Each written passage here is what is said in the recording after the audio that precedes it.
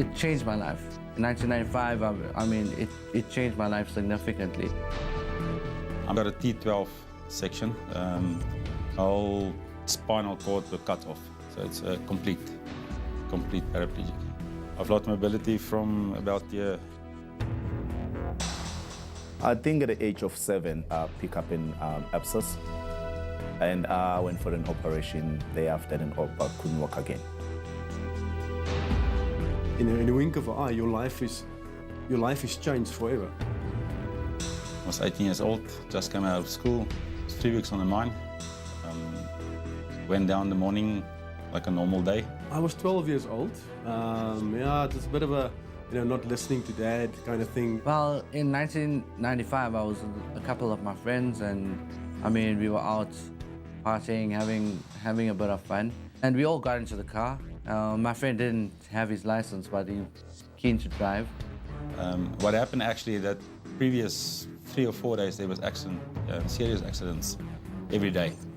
So we made a joke in that morning and said, who's next? I was underage. The guy that drove the bike was underage. The bike was off-road, wasn't even properly on-road bike. It wasn't licensed or anything. At a later stage, we found out that the car was a stolen car. We were on our way to drop the vehicle off, and the police gave chase.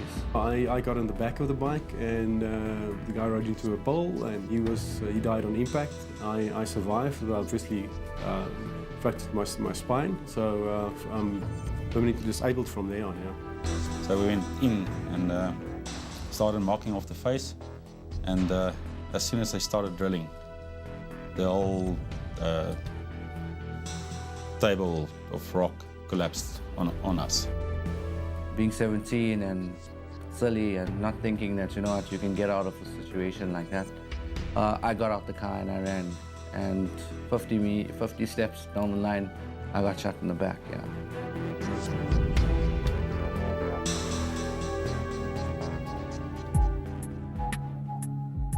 I was believing that, listen, I'm going to get right. I said to him, I will not accept it. I will walk again. I never really thought of being paralyzed, I mean? I was more concerned about how my parents were feeling. When you're lying face down on the floor and you think you're not going to be making it, I think the one regret I had was like, so I wish I could speak to my parents, and tell them that, I'm sorry for getting into a mess like this, yeah. If you've just thought about those things and followed the rules per se, then this wouldn't have happened.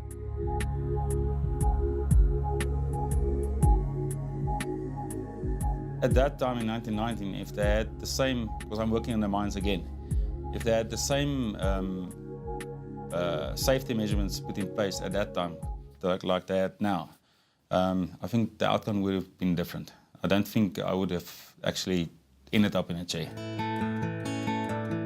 Yeah, I think, when you come out of something like that and you survive it, and first of all, life carries on, but you are so much more aware of what is going on around you and the risks involved.